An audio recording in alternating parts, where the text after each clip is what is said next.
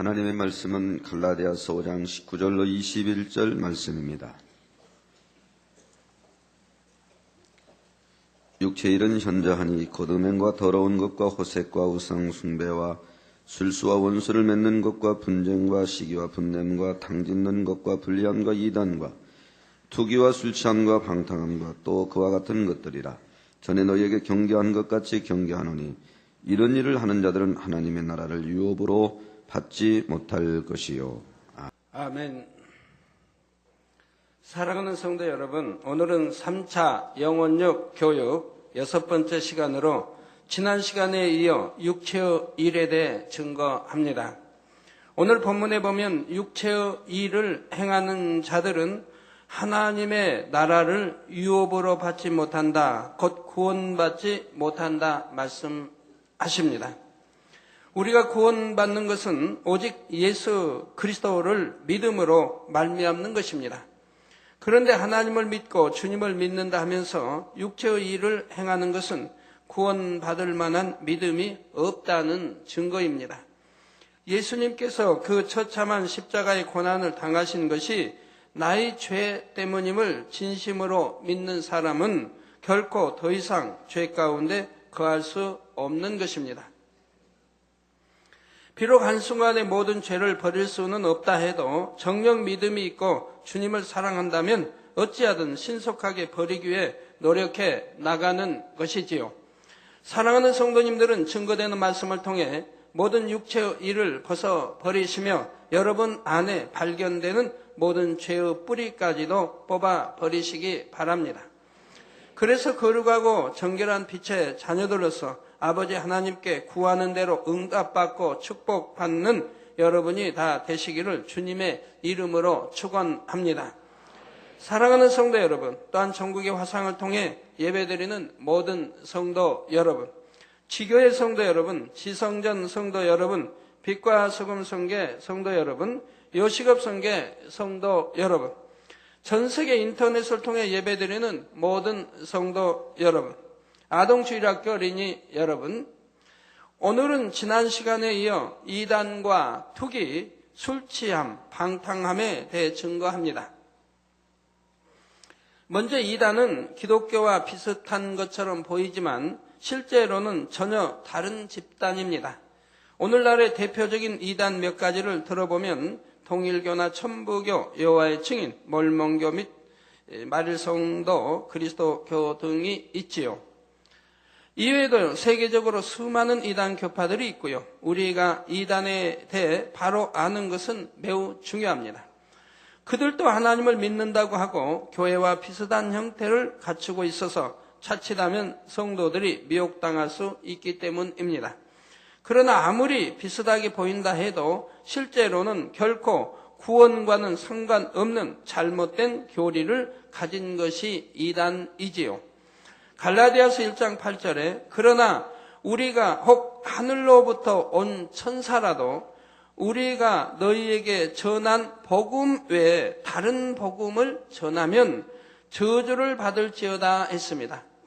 이단 사상은 우리의 복음과 다른 복음이며 이를 전파하는 자나 받아들이는 자는 반드시 멸망의 길로 가는 것입니다. 그래서 디도서 3장 10절에는 이단에 속한 사람을 한두 번 훈계한 후에 멀리하라 했습니다. 한두 번은 훈계해보고 권면해보고 그래도 듣지 아니하면 멀리하라는 것입니다. 이단 사상에 미혹받지 않도록 그들을 가까이 하지도 말라는 것이지요. 그런데 이와 반대로 이단이 아닌 교회를 이단이라고 잘못 정죄할 때도 이 또한 하나님 앞에 큰 죄가 됩니다. 더구나 성령의 역사로 권능이 나타나는 제단이나 권능을 행하는 하나님의 종을 이단이라 정죄하면 이는 하나님을 대적하는 것이고 성령 회방, 모독이 되어 사함받지 못하게 되지요. 오늘날은 너무나 많은 사람들이 이단의 의미도 정확히 모른 채 자신들의 의견과 조금만 다르면 이단이라고 정죄합니다. 여러분은 이단의 정의를 정확히 알아서 미혹받지도 말고 반대로 애매히 이단으로 정죄하여 하나님을 대적하는 일도 없으시기를 부탁드립니다. 차라리 모르면 잠잠하세요. 내가 직접 그들이 이단 교리와 정령이 틀린가 알지 못하고 나무 말만 듣고 어디 뭐 교회 누구는 이단이다라고 우리 성도님들은 절대로 하시지 마시기 바랍니다. 그러면 먼저 이단이란 무엇인지 살펴보겠습니다. 베드로후서 2장 1절에 보면 그러나 민간에 또한 거짓 선지자들이 일어났었나니 이와 같이 너희 중에도 거짓 선생들이 있으리라. 거짓 선지자 또는 거짓 선생들이 있으리라. 저희는 멸망케 할 이단을 가만히 끌어들여 자기들을 사신 주를 부인하고 우리를 피 흘려 우리 죄를 이제 대속해 주셨죠. 그래서 피 흘려 우리를 샀습니다. 이렇게 자기들을 사신 주를 부인하고 임박한 멸망을 스스로 취하는 자들이라 했지요. 이단은 자기들을 사신 주를 부인하는 것, 곧 구세주이신 예수 그리스도를 부인하는 것이라고 말씀하지요. 어떤 이단 종파에서는 예수님께서 하나님의 아들이 아니라 합니다. 혹은 예수님께서 십자가에서 죽으셨기 때문에 구세주가 되는데 실패하셨다 주장하거나 구원의 사역을 온전히 이루시지 못했으므로 또 다른 구세주가 필요하다 하는 이단도 있죠. 그래서 자기가 이제 구세주로 왔다 하는 것이죠. 그러면서 교주가 자칭 구세주라 하거나 하나님이라고 주장하기도 합니다. 참 이런 거 미혹당하는 사람들 보면 참 이해가 안 되죠. 자기가 하나님이라 그러면 하나님은 전지전능하시고 창조주이신데 뭘 창조하는 걸 보았습니까? 그러면 좀 말씀으로 창조하는 걸 보여주든가요? 그러지 하지도 못하는데 창조주 믿는다 이 말. 그다음 난중에 보면 결과는 병들어 비참해 죽는 것도 봅니다. 그리고 또 부활할까 하고 또 기다려요. 도대체 미혹받지 않을 일에 그 많은 사람 미혹받는 거 보면 참 이해가 안 되지요. 또 우리 성도님들이 십자가의 도만 잘 양식 삼고 있어도 이단에 미혹될 이유가 전혀 없습니다. 그래서 이 십자가 도가 지금 이제 세계 각 나라로 이렇게 번역되어서 많은 세계에 지금 유포되고 있습니다. 그 세계 많은 나라에서 이제 이 십자가도를 출간해 이제 이렇게 하기를 원하고 있고요. 그러니 이제 2005년쯤 되면 이 십자가도가 전 세계 많은 이들의 손에 이제 지어지게 되지 않겠습니까? 자, 예를 들어 왜 예수님만이 구세주가 되시는지 구세주의 4가지 자격을 다 알고 계시지요. 첫째는 사람이어야 합니다. 사람의 죄를 구속할 자격은 사람에게만 있습니다. 즉 사람으로, 아담으로 인해 죄가 들어왔기 때문에 이 죄를 소멸할, 대속할 이도 사람이어야 한다는 것이죠. 그래서 근본 하나님의 본체요 말씀이신 예수님께서 육신을 입고 이 땅에 오셔야만 했지요. 그러니 만약 이단에 속한 사람이 예수님은 사람으로 오셨으니 신이 아니다 해도 여러분은 이런 말에 미혹당할 이유가 없습니다. 오히려 예수님은 참신이신 하나님의 아들이시지만 구세주가 되기 위해서는 사람으로 오셔야만 했다는 사실을 깨우쳐 줄 수 있는 것입니다. 둘째는 원죄가 없어야 합니다. 모든 사람이 부모와 조상으로부터 원죄를 물려받지만 예수님만은 성령의 능력으로 잉태되셨기 때문에 원죄가 없으십니다. 즉 사람의 남자인 정자와 여자인 난자가 결합하여 잉태한 것이 아니라 성령으로 잉태되셨다 이 말입니다. 그러므로 원죄가 없다 이 말입니다. 그러므로 죄인의 죄를 사해줄 자격이 있으시지요. 셋째는 영적인 힘이 있어야 합니다. 예수님만이 원죄도 자범죄도 없으시므로 인류를 구원할 힘이 있으시죠. 즉 태어나서 십자가 지실 때까지 자범죄에도 전혀 짓지 않고 오직 하나님의 말씀, 율법대로 살았습니다. 계명 지켜 살았습니다. 그러므로 자범죄도 없다 이 말입니다. 그러므로 우리 죄를 대속할 힘이 있는 것이라 이 말입니다. 이런 사실들을 바로 알면 예수님 외에 누군가가 구세주가 된다는 말을 들어도 여러분은 전혀 미혹받지 않을 수 있는 것입니다. 그러니까 천하인간이 구원받을 만한 이름을 주신 일이 없다고 하나님 말씀하지. 오직 예수 그리스도로만이 구원을 받는 것인데 오늘날 종교들이 서로 타협을 하고 있지 않습니까? 구원이 또 마치 다른 종파에 있는 것처럼 전하는 사람도 있다 이 말입니다. 절대로 여러분들은 미혹받아서는 아니 된다 이 말입니다. 네 번째는 사랑이 있어야 합니다. 그래야 죄인들을 대신해서 참혹한 십자가의 형벌을 받고 죽어 주실 수가 있지요.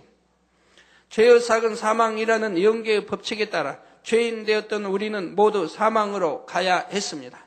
그런데 사랑의 예수님께서 십자가에 죽으심으로 우리 죄의 삭을 지불하고 우리 생명을 사셨지요. 우리의 구세주가 되어 주신 것입니다.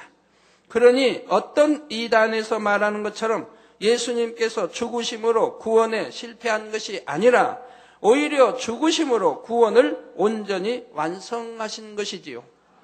스스로 하나님을 믿는다고 말하면서 구세주 예수 그리스도를 부인하는 사람들은 다 거짓 선지자요, 거짓말하는 자들입니다. 요한일서 2장 22절에서 23절에 거짓말하는 자가 누구뇨? 예수께서 그리스도이심을 부인하는 자가 아니뇨. 즉 예수가 우리 구세주 되심을 부인하는 자가 거짓말하는 자라 이 말입니다. 그래서 부인하는 자가 아니뇨. 아버지와 아들을 부인하는 그가 적 그리스도니 아들을 부인하는 자에게는 또한 아버지가 없으되 저 예수를 부인하는, 예수가 우리 구세주 되심을 육신을 입고 이 땅에 오심을 부인하는 자에게는 또한 아버지가 없다. 즉 하나님이 없다. 아들을 시인하는 자에게, 예수가 우리 구세주이심을 시인하는 자에게, 믿는 자에게는 아버지도 있느니라. 즉 하나님이 우리 안에 있는 것이죠. 요한일서 4장 2절에서 3절에 하나님의 영은 이것으로 알지니 곧 예수 그리스도께서 육체로 오신 것을 시인하는 영마다 하나님께 속한 것이요. 예수가 바로 육신을 입고, 육체 같은 뜻입니다. 고기육 몸체, 또 고기육 몸신 같은 말이죠. 그래서 육체로 오신 것을 시인하는 영마다 하나님께 속하는 것이요. 자, 여러분은 우리 하나님의 독생자들 예수님이 육신을 입고 이 땅에 오신 것을 믿습니까? 예, 이렇게 시인하는 영마다 하나님께 속한 것이라면 마귀에게 속한 것이 아니라 이 말입니다. 마귀에게 속하면 이렇게 시인할 수가 없다 이 말입니다. 하나님께 속한 것이요. 예수를 시인하지 아니하는 영마다 하나님께 속한 것이 아니니 이것이 곧 적그리스도의 영이니라. 그래서 적그리스도 많이 나오죠. 적그리스도의 영이 무엇인지 이제 분명히 알 수 있죠. 오리라 한 말을 너희가 들었거니와 이제 벌써 세상에 있느니라 했습니다. 여러분이 이런 말씀들을 잘 무장하고 있다면 어떤 미혹이라도 말씀으로 분쇄할 수 있는 것입니다. 사랑하는 성도님들은 진리를 바로 알고 항상 성령으로 깨어 있어서 어떤 말이나 일에도 진리로만 분별하시기 바랍니다. 이렇게 예수가 왜 우리 구세주가 되시는가를 확실히 알지도 못하면서 이단이라고 하는 사람들이 얼마나 많이 있습니까? 제가 세계 다니면서 예수가 우리 구세주가 되시는가를 확실하게 증거하고 다니니까 수많은 주의종들이 무릎을 꿇는다 이 말입니다. 왜 이런 참복음이 성경에 있는데도 우리는 알지 못하였는가? 성경에 기록되어 있는데도 알지를 못한다 이 말이에요. 그리고는 엉뚱한 사람을 이단이라 정죄하고, 그래서 이러한 것을 제가 전파할 때 그걸 듣고 수많은 사람들이 깨어나고 회개하고 그리고 개종하고 또 가르치는 목회자들이 너무 감격해서 무릎들을 꿇는다 이 말입니다. 그럴 때 이단에 미혹되지 않을 뿐 아니라 하나님의 뜻에 어긋나는 어떤 미혹을 들어도 좌로나 우로나 치우치지 않을 수 있습니다. 우리 이런 말씀을 늘 가르치고 하는데도 98, 99년대에 얼마나 많은 사람이 미혹당해서 떠나는 거 보지 않았습니까? 그래서 새 예루살렘을 향해 곧게 뻗은 지름길로만 부지런히 달려갈 수 있는 것이지요. 다음으로는 투기에 대해 살펴보지요. 투기는 시기, 질투가 심하게 발전하여서 다른 사람에게 심히 악을 행하는 것을 말합니다. 더러운 일들을 설명할 때도 투기로 인해 더러운 일을 행하는 것이 있다 했지요. 우리나라 역사를 보아도 이런 일들이 너무나 많이 있습니다. 궁중의 여인들이 왕의 사랑을 받기 위해 다른 비빈들을 투기하며 저주하는 주술을 쓰거나 서로를 비방하고 모함하며 다른 여인에게서 난 왕자를 해치는 등 온갖 술수를 꾸밉니다. 여인들만이 아니라 남자들도 마찬가지입니다. 뛰어난 신하가 있어서 왕의 사랑을 받으면 그 신하도 이내 투기의 대상이 됩니다. 다른 신하들이 쾌계를 써서 그를 모함하고 결국은 관직에서 몰아내거나 죽이기도 하죠. 그래서 우리나라에서 참 충신이라 하던 우리나라에서 이름 있는 그러한 영의정을 지내든 좌의정을 우의정을 지내든 판서를 지냈던 인물들이 대부분 귀향을 안 갔다 온 사람이 별로 없습니다. 또 사약을 받아 죽거나 그리고 이제 세월이 흐른 다음에 그 모함이 이제 드러나게 되고 억울함이 드러나게 되죠. 이미 사약받고 죽은 다음에. 또 태장 안 받은 사람이 얼마나 있습니까?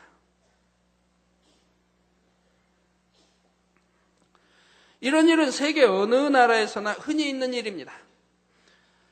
우리나라 역사를 보면 조선 왕조 때도 보면 초대 때부터 태조 때부터 시작해서 끝 왕까지 그 안에 궁중 안에 어떤 여인들의 시기 질투와 그 싸움으로 전철되어 있는 거 보면 어느 왕 하나 그런 것에 없었던 그런 왕조가 없습니다. 왕이 없습니다. 제가 알기로는 없어요. 혹여 있나요? 우리가 성군이라고 하는 성조 때는 있었나요? 성조 때도 시어머니 고부간에 참 이런 갈등으로 자기 첫 왕비를 손톱자국, 그것도 시기 질투로 손톱자국 하나 났다고 해서 궁궐을 쫓겨나야 하고 또한 모함으로 인해서 결국은 사형을 받고 죽었지 않습니까? 그러니 그가 낳은 아들이 얼마나 폭군이 되어서 수많은 사람들을 죽였습니까? 바로 성종의 아들이죠. 그러면서 우리나라 역사는 성군이라고 한다 이 말입니다. 그래서 저는 참 이해 안 되는 일이 참 많아요.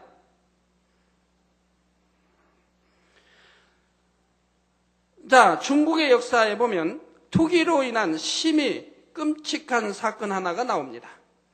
한 황제가 자신의 황후와 황태자보다 후처와 그 아들을 사랑하자 황후는 투기에 불타서 심히 악한 마음을 품었지요. 후처와 그 아들에게 복수하기 위해 황제가 죽기만을 기다렸습니다. 마침내 황제가 죽고 자기 아들이 황제가 되자 황후는 후처를 잡아다가 그 사지를 절단하고 혀까지 자르고 말았습니다. 손발 다 절단해버리고 혀도 잘라버리고 말도 못하게. 더구나 죽이는 것보다 더 잔인하게 복수하고 싶어서 이렇게 몸뚱이만 남은 후처를 살려서 돼지 우리에 넣어 두었던 것입니다. 마치 돼지처럼 취급했던 것이지요. 그리고는 새 황제, 곧 자신의 아들을 불러 자랑스럽게 자신이 한 것을 보여주었습니다. 그러나 새 황제는 어머니와 달리 심히 놀라고 슬퍼하며 후처의 아들, 곧 이복 동생을 지키고자 애를 썼습니다. 그 동생이 먹을 때나 잘 때나 한시도 떼어놓지 않고 자기 곁에 두어 지켰던 것이지요. 그런데 호시탐탐 귀에만 노리던 황후는 황제가 아주 잠깐 자리를 비운 사이에 후처의 아들까지도 암살하고 말았습니다. 여러분, 양심이 선한 사람이라면 이런 일들은 입에 담기조차 끔찍할 것입니다. 그러나 투기에 불타게 되면 사람의 형상을 입고서 이렇게 짐승만도 못한 일을 할 수가 있더라는 사실이지요. 그런데 문제는 이렇게 끔찍한 투기의 속성이 많은 사람 안에 있다는 사실입니다. 곧 진리와 함께 기뻐하지 못하는 마음, 남을 시기하고 질투하는 마음이 여러분 안에서 조금이라도 발견된다면 근본적으로 이처럼 악독한 투기와 같은 뿌리임을 깨달아 이 시간 철저하게 벗어버리시기를 부탁드립니다. 이 이 시기와 질투가 잘못하면 사단의 역사를 받아 어떤 일에 접했을 때 바로 투기로 나올 수가 있다 이 말입니다. 다음으로는 술 취함에 대해 살펴보겠습니다. 사람이 술에 취하면 자기를 절제하지 못하게 되며 옳고 그른 것조차 분별하지 못하게 되지요. 근신하면서 거룩함을 추구하는 것이 아니라 절제 없이 죄인의 본성에 따라 행동하게 되는 것입니다. 부끄러운 줄도 모르고 이상한 행동을 하거나 고래고래 소리를 지르거나 싸우는 사람도 있지요. 길을 가다가 아무데나 방로한다든가 사람이 보던 여자가 있던 방로한다든가 아니면 아무데나 쓰러져 잔다든가 아니면 저 공원이고 어디 그냥 아무 공원 벤치에 그냥 너 쓰러져 집이 오면이 있는데 잔다거나 이런 일도 있게 되지요. 우리 여기 교회 주변에 아직도 그런 사람들이 있다고 그래요. 저녁에 이렇게 단일 철야 끝나고 이제 별미든 따로 기도하고 가다 보면 길거리에 여자가 번연히 오는데도 보는데도 방뇨하고 또 가끔가다 발가벗고 시위하는 남자들을 보지요. 저는 한 번도 본 적은 없는데 우리 성도님들이 참 여기 구성제대 와서랑은 꽤 많이 있었습니다. 길에 그냥 발가벗고 남자가 있다. 그거 보라고 있다 이 말이에요. 그러다 요즘도 있다고 그래요. 오골이나 저쪽 나가면 요즘도 그런 남자 가끔 있다고 합니다.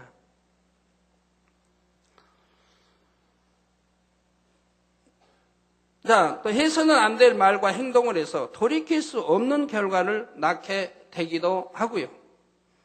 술 취함으로 인해서 말에 실수를 함으로 서로 원수 맺기도 하고 감정 품고 서로 이런 잘못된 일들이 얼마나 많이 일어납니까? 오해를 낳게 되고요. 유대인들의 탈무드에 보면 사단이 너무 바빠서 사람에게 오지 못하면 그 대신 술을 보낸다는 말도 있을 정도입니다. 원래 이스라엘 지역에서는 마실 물이 귀합니다. 그래서 물 대신 알코올을 넣지 않고 열매를 발효시킨 포도주를 마셨지요. 마시고 취하는 것이 목적이 아니라 수분을 섭취하는 것이 목적이었던 것입니다. 독일에도 보면 물이 무슨 알칼리 뭐라고 그러죠? 거기 땅 성분이 석회질이기 때문에 물을 마실 수가 없습니다. 그렇기 때문에 거기는 맥주가 발달되어 있습니다. 맥주를 물 대신 독일은 마신다 이 말입니다. 그건 취하기 위해서 마시는 게 아니고 물을 마실 수 없어서 물 대신 맥주를 마신다 이 말입니다. 자, 그래서 수분을 섭취하는 것이 목적이었죠. 이렇게 이스라엘 사람들이 포도주를 음료로 마셨다 해서 하나님께서 술 취함을 허락하신 것은 결코 아닙니다. 잠언 23장 31절에 포도주는 붉고 잔에서 번쩍이며 순하게 내려가나니 너는 그것을 보지도 말지어다 하셨지요. 이게 참 잔에서 번쩍이고 붉고 그건 맞지요. 순하게 내려간다. 그런 넌 그거 보지도 말. 근데 저는 참 왜 그게 그렇게 싫은지요. 이제 성례전이 다음 주에 있죠. 성례전 때 그 포도주 한 잔 조그만 이게 마시는 거는 그렇게 맛있어요. 근데 이걸 잔으로 곱으로 조그만 잔으로 그걸 하나 마시라면 그건 못 마셔요. 그래서 성도님들이 가끔 그냥 순수한 포도주만 다른 거 안 섞은 담은 것인데 몸에 좋다고 하니 드십시오. 또는 외부에 어떤 목사님이 참 저에게 즐겨주시는 분이 있어요. 크게 해서 한 번도 먹어본 일은 없습니다. 그냥 비서실에 다 처리하죠. 다른 데로 주고 처리합니다. 사택에 와도 마셔본 일이 없어요. 독해서 못 마시겠어요. 그걸 먹어서 그게 죄라기보다 그건 아닌데 취하게 먹는 거 아닌데 몸에 좋다고 좀 마시라고 줘도 독해서 못 마셔요.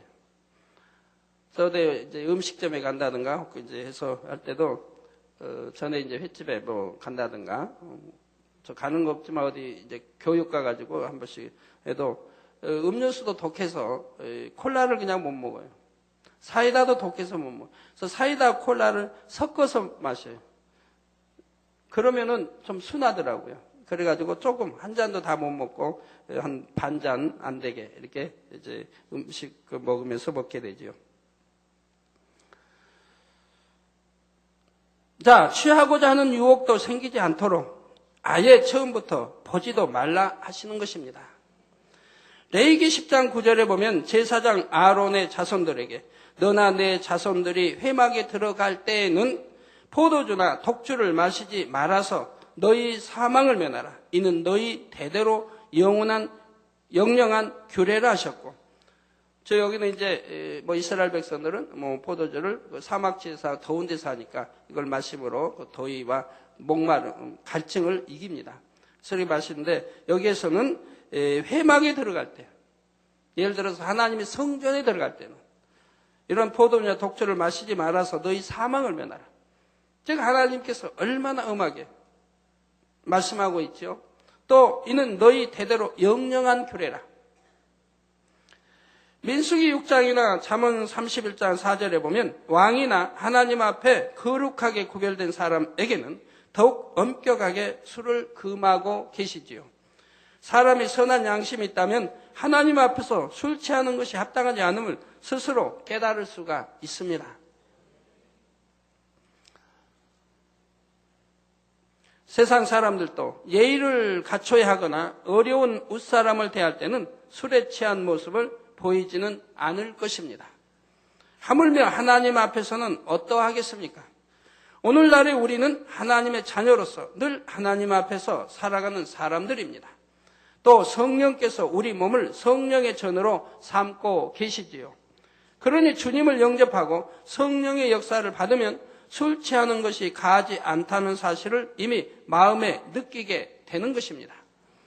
저는 하나님을 알기 전에는 오랫동안 술로 세월을 보냈습니다. 결국은 술에 중독까지 되었으니까요.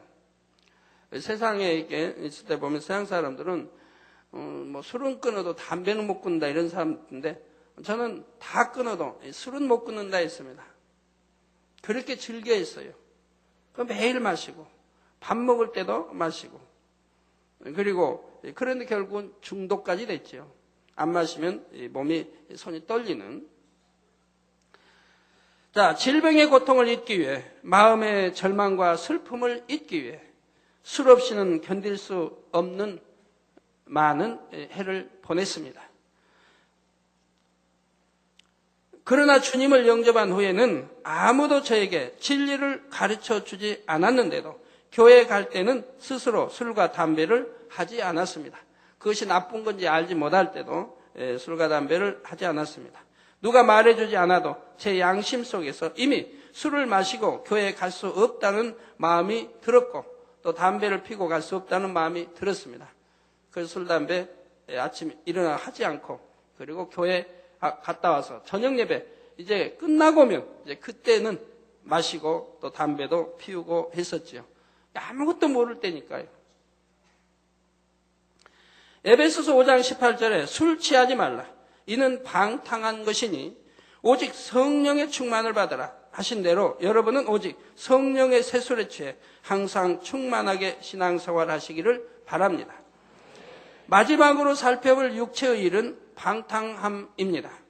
사전을 보면 방탕함이란 주색잡기, 곧 술, 여자, 도박이나 여러 가지 기회 등에 빠져 행실이 좋지 못한 것이라고 했습니다. 자, 술, 여자, 도박이나 여러 가지 기회 등에 빠져 행실이 좋지 못한 것을 방탕함이라고 합니다. 세상에 보면 정욕적인 것들을 즐기고 취할 뿐 아니라 거기에 완전히 빠져들어서 자신의 의지조차 잃어버리는 사람들이 있습니다.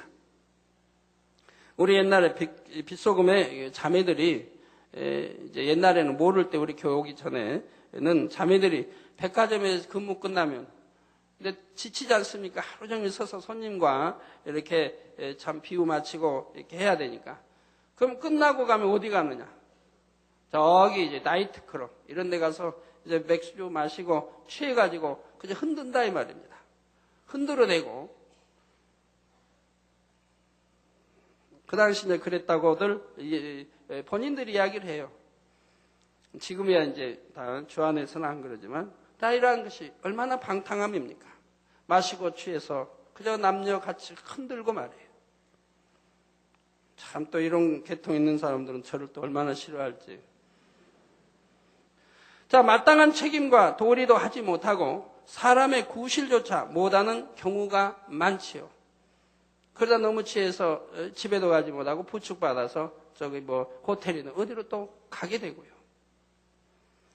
예를 들어 한 집안의 가장이 술과 도박에 빠져 가정을 전혀 돌보지 않는다면 가족들은 얼마나 고통을 받겠습니까?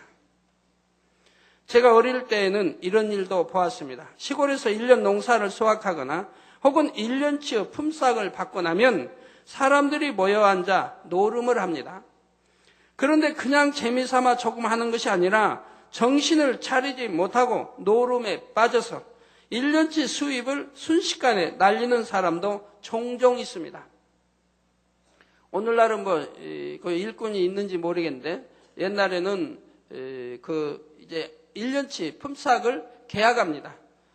부잣집에서, 좀 그래도 부유하다는 집에서는 모슴을 둡니다. 그 1년 계약을 해요. 닷섬, 1년 일해주고 닷섬, 아니면 몇 섬, 7, 8섬, 부잣집은 아예 일도 많고 9섬, 이렇게 계약을 합니다. 그리고 1년 동안 뼈가 빠지게 일을 해줘요. 아주 밤낮 없이 일을 해요. 그리고 이제 1년 농사가 끝나면 가을에 이제 12월 달이든 1월이든 세경을 받아요. 이제 계약한 걸 받습니다. 계약한 걸 이렇게 받아요. 그러면 그걸 노름 한 번에 날려버린 그런 모습들이 꽤 있다 이 말입니다. 얼마나 허망한 일입니까? 1년 그렇게 힘들게 일해가지고 그걸 받았으면 열심히 모아서 저금해서 이자라도 불려나가 이런 삶이 돼야 하는데 한 번 노름에다 날려버린다 이 말이에요. 그리고 또 1년 동안 열심히 또 그렇게 일을 해요. 그 이듬해 또 같이 반복을 하는 거예요. 이런 사람들이 의외로 많았습니다. 우리 농촌에 이제 옛날에 농사 지어 보신 분들 제 말이 사실이죠? 우리 오남성이든 사남성이든 제 말이 사실이면 좀 거수 좀 해주세요. 예, 사실이죠. 예, 내려 많이 계시네요. 우리 여성 4, 5 여성. 우리 젊은이들은 잘 이해 못할 테니까 제가 확인을 시켜드렸습니다.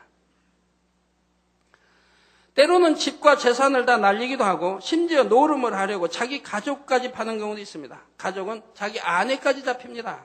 옛날엔 그런 경우도 있었다 이 말입니다. 재산 예를 들어 집 문서 잡히고 날리면 논문서 반문서 잡히고 그런 것도 한다 이 말. 이 노름이라는 게 얼마나 무서운지요. 그래서 노름을 끊기 위해서 결심을 하고 손가락을 자른 사람 있잖아요. 그래도 한다 이 말. 그래도 그러면은 손목까지 자르죠. 그래 놓고도 하는 사람이 있다고 그래요. 이 노름 끊기가 얼마나 힘이 드는지.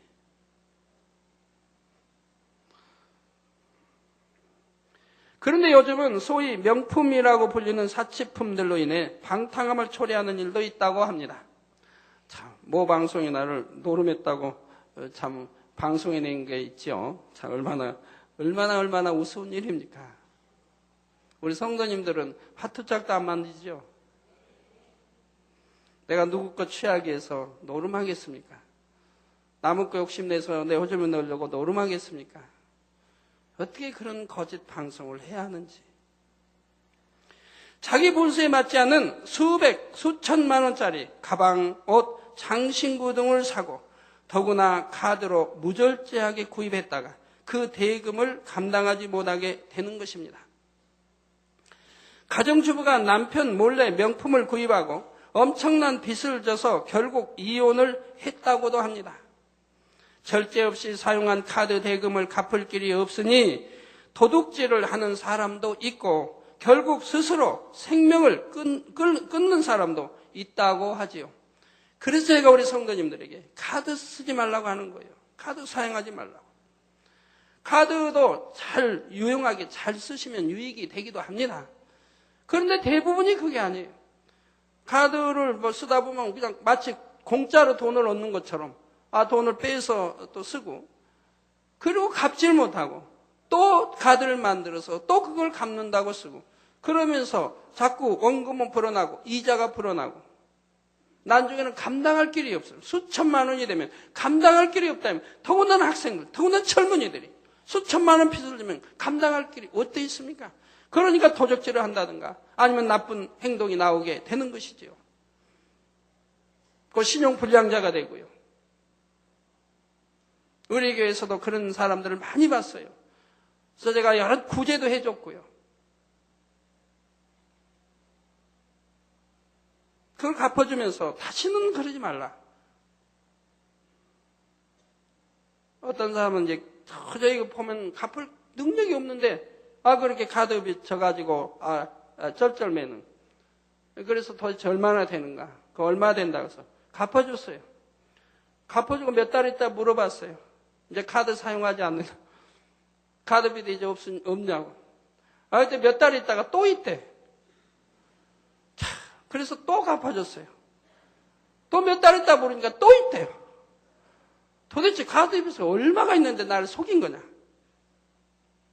속인 거 아니래요.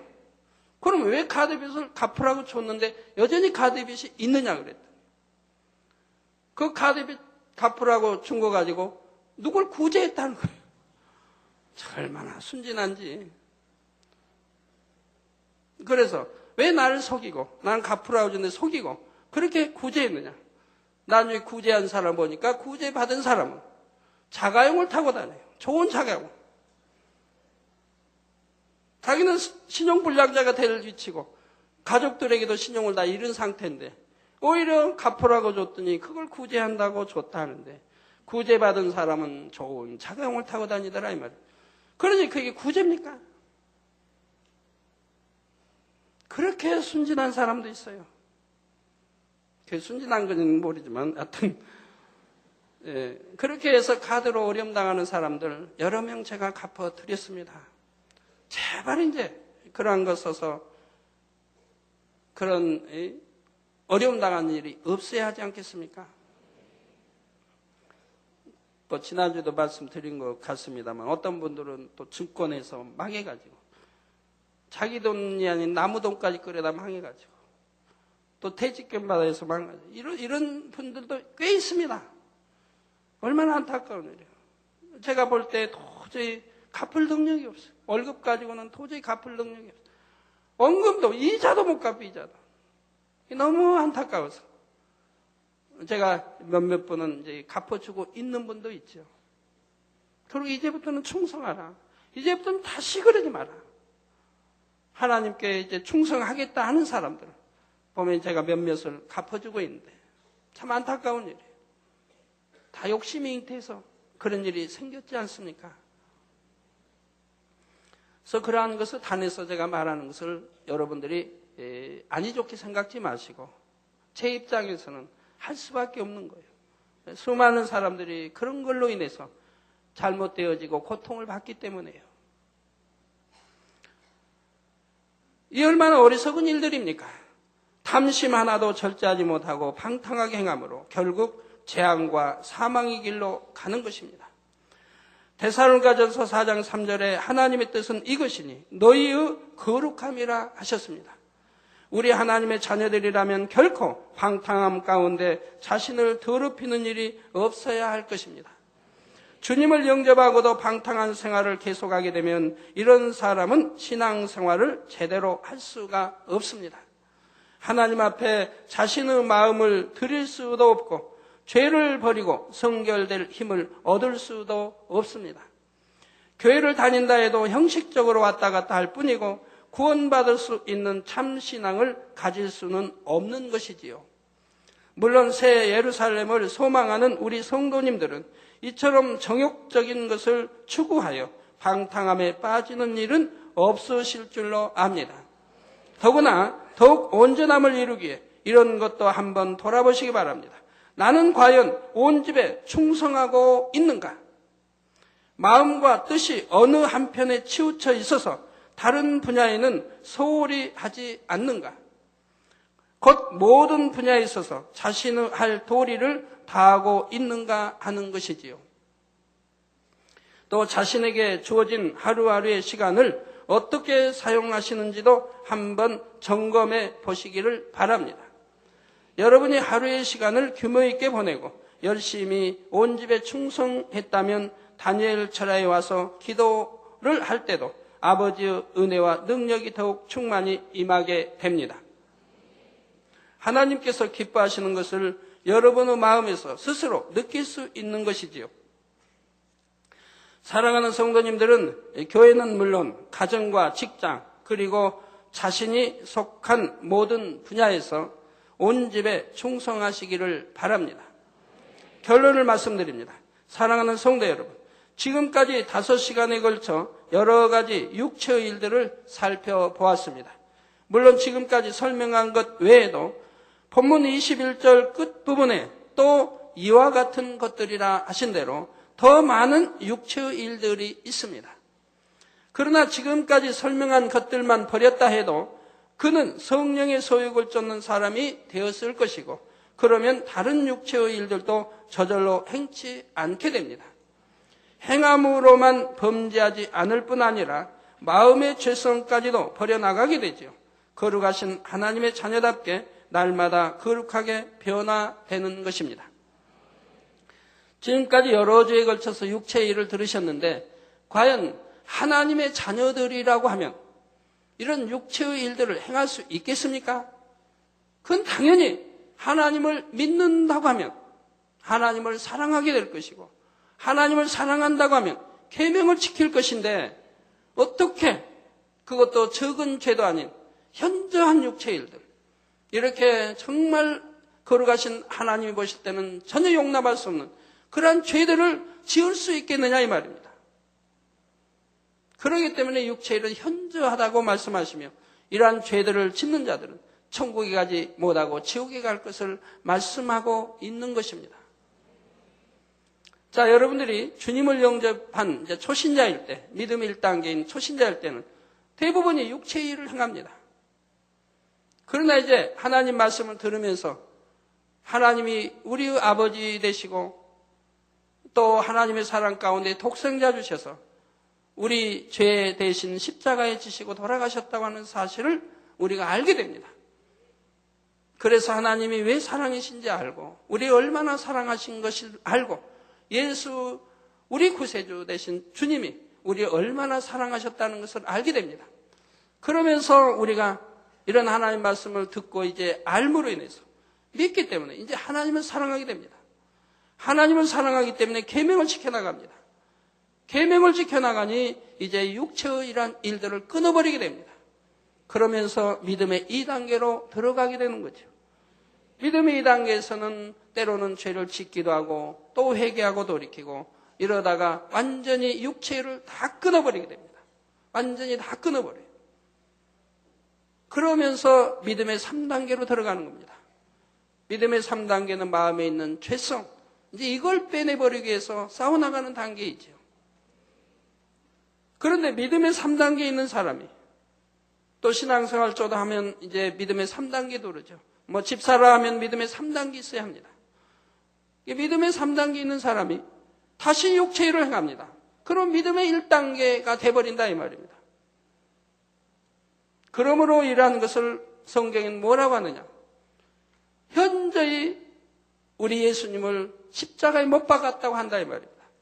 우리 죄 때문에 십자가에 못 박아 돌아가셨는데 이제는 주의 피값으로 사셔서 이제 제사함을 받았는데 이걸 번연히 아는 사람이 그래서 죄를 끊어버린 사람이 다시 육체를 행하니 현저히 예수님을 다시 십자가에 못 박았다고 말하는 것이라 이 말. 이런 사람에게는 구원이 없음을 말씀한다 이 말입니다. 그것도 짐짓 죄를 지어간다. 이제는 진리를 안다 이 말입니다. 무엇이 죄인지 의인지를 안다 이 말입니다. 심판이 있음도 안다 이 말입니다. 그러면서도 알면서도 죄를 지어간다 이 말입니다. 이렇게 짐짓 죄를 지어갈 때는 하나님이 회개형을 주시지 않으니 죄인이라 이 말입니다. 그러므로 구원에 이르지 못한다고 하나님 말씀은 하고 있다 이 말입니다. 그렇기 때문에 이렇게 몇 주 동안에 걸쳐 말씀드린 이런 육체의 일은 현저하다 이 말입니다. 누가 봐도 세상 사람이 봐도 이러한 것은 엄청 큰 죄라는 걸 안다 이 말입니다. 더군다나 하나님이 보실 때 얼마나 심히 노할 일입니까? 진노하실 일입니까? 그래서 이러한 일은 결코 하나님을 믿는다고 하는 자녀들에는 있어서는 아니 된다 이 말입니다. 그러나 이제 들어온 초신자들은 이러한 행함들을 이제 하나하나 말씀을 들음으로 깨달아가면서 버려나가는 그 단계, 그게 신앙생활이라 이 말이에요. 그래서 버리게 되면 2단계로, 완전히 버리게 되면 믿음의 3단계로, 또 마음에 이제 마음속에 있는 죄성과 싸워서 이것까지 다 버리게 되면 그때는 믿음의 4단계로 들어온다 이 말입니다. 그리고 온 집에 충성해서 믿음의 5단계로 들어오게 됩니다. 이건 온영으로 들어왔다는 것입니다. 그런 사람들은 새 예루살렘에 들어갈 수가 있는 것이라 이 말입니다. 고린도후서 7장 1절에 그런즉 사랑하는 자들아, 이 약속을 가진 우리가 하나님을 두려워하는 가운데서 거룩함을 온전히 이루어 육과 영의 온갖 더러운 것에서 자신을 깨끗게 하자 했습니다. 사랑하는 성도님들은 모두가 우리를 구원하신 예수 그리스도 안에서 구원과 영광의 약속을 얻었습니다. 그러나 그 약속은 참 믿음을 가지고 하나님의 말씀에 순종하는 사람에게만 임할 수가 있습니다. 여러분은 그 약속이 온전히 성취되기까지 육과 영의 온갖 더러운 것을 다 벗어버리시기 바랍니다.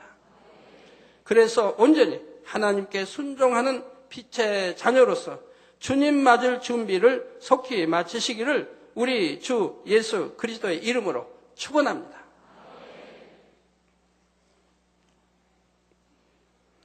어제는 참 많은 성도님들이 토요일날 사택을 다녀가셨습니다.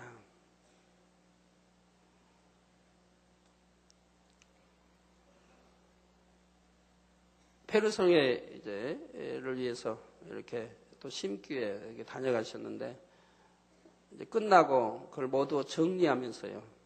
사택에서 정리하면서 이제 끝나고 8시 넘어서 이제 저녁 밥을 먹으려고 이렇게 대하다 보니까 막 눈물이 쏟아지더라고요. 뭐 그냥 통곡이 나와요. 우리 성도님들이 하나님을 사랑하며 얼마나 승한가. 어려움 중에서도 저렇게 마음과 뜻을 모아서 어찌하든 심으려고, 하나님의 성회를 심으려고 잠시 만나는 그 시간밖에 주어지지 않는데도 그 먼 곳에 발걸음에서 오신다 이 말이에요. 그 심고들 가십니다. 그래서 그 믿음의 행함이나 그 사랑이나 또 이 성회를 성공적으로 참 마치게 기도하시는 여러분 모든 분들에게 얼마나 감사한지. 그러다가 한참을 울다가 이제 그걸 다 모두어서 아침에 또 큰 가방에다 싸가지고 전부 싸서 이제 교회를 가지고 오면서 또 다시 한번 눈물이 납니다. 아버지 하나님, 우리 성도님들이 이렇게 마음을 모아서 믿음으로 심었기 때문에 이렇게 아버지의 큰 성회들이 이루어지고 있습니다. 이런 성회로 아버지께 크게 영광을 돌리고 세계 하나님이 살아계심과 예수가 우리 구세주이심을 증거하게 되고 수많은 이들이 주님을 영접하고 깨어나고 또 개종하고 또 치료받아서 영광을 돌리니 얼마나 감사합니까? 우리 성도님, 가난한 여러 우리 성도님들의 이런 정성이 모두어져서 수많은 영혼을 구원시키고 개종시키고 또 전 세계 창조주 하나님과 예수가 우리 구세주 되심을 선포하게 된다 이 말입니다. 그러니 얼마나 감사합니까?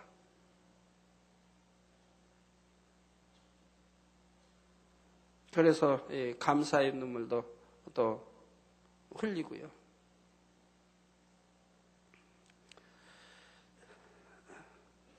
말씀 상고하시면서 통성으로 다 같이 기도하시겠습니다.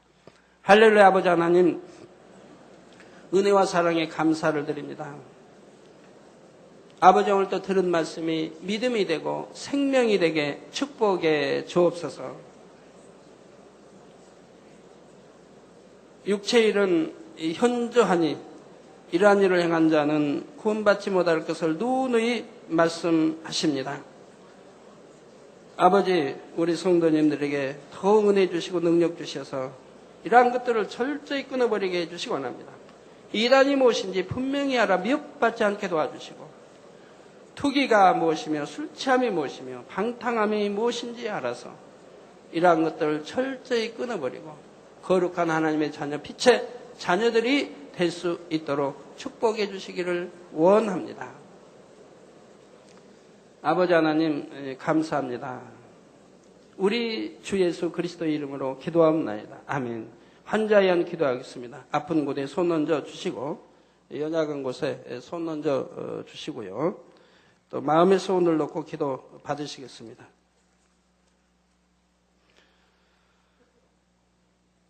아버지 하나님 친히 안수해 주옵소서. 능력 불어넣어 주시기 원합니다. 머리서 발끝까지 오장육부 뼈마디 신경조의 세포 성령의 불로 창조의 재상의 권능으로 태워 영육간에 강건하게 축복해 주옵소서. 예수 그리스도의 이름으로 명하노니 원수 마귀 사단 어둠아 다 물러가라. 머리에서 발끝까지 물러가라. 오장육부 뼈마디 신경조의 세포에서 물러가라. 성령의 불로 태움받고 깨끗하고 강건함을 입어라.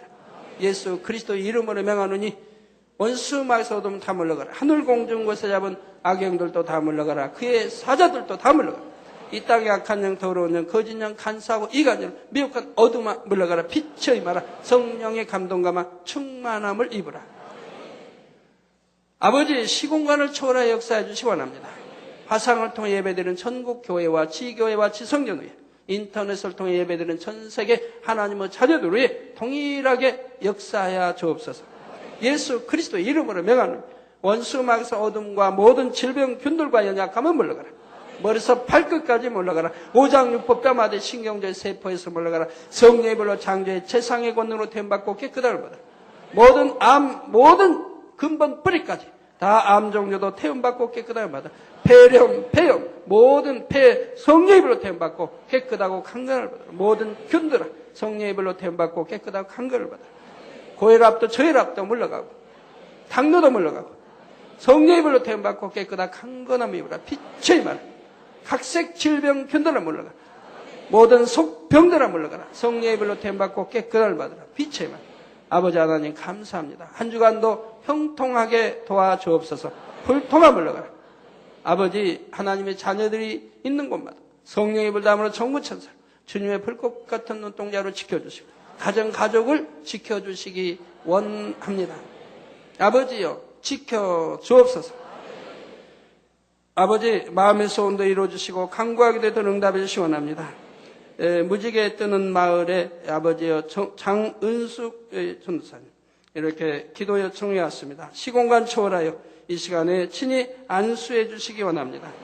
팔다리, 허리 통증 치료해 주시기 원합니다. 모든 통증아 사라지라. 팔다리, 허리 통증아 다 사라지라. 성령의 불로 태움받고 깨끗하고 강건함을 입으라. 손, 발가락 구부러진 것도 펴질지니라. 류마티스 관절염도 골다공증도 이 시간에 성령의 불로 태움받고 깨끗함을 받으라. 빛의 힘을 시공간을 초월하여 성령의 불로 태움받고 깨끗함을 받으라. 빛의 힘을 아버지 영육간에 강건하게 축복해 주옵소서. 우리 주 예수 그리스도의 이름으로 기도하옵나이다. 아멘. 자리에 일어나 주시면 당연히 축도로 예배를 마치겠습니다.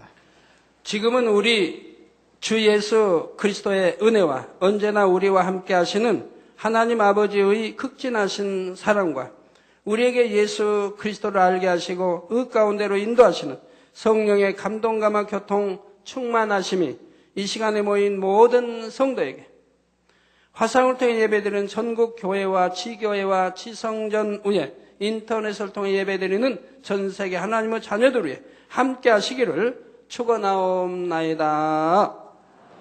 아멘.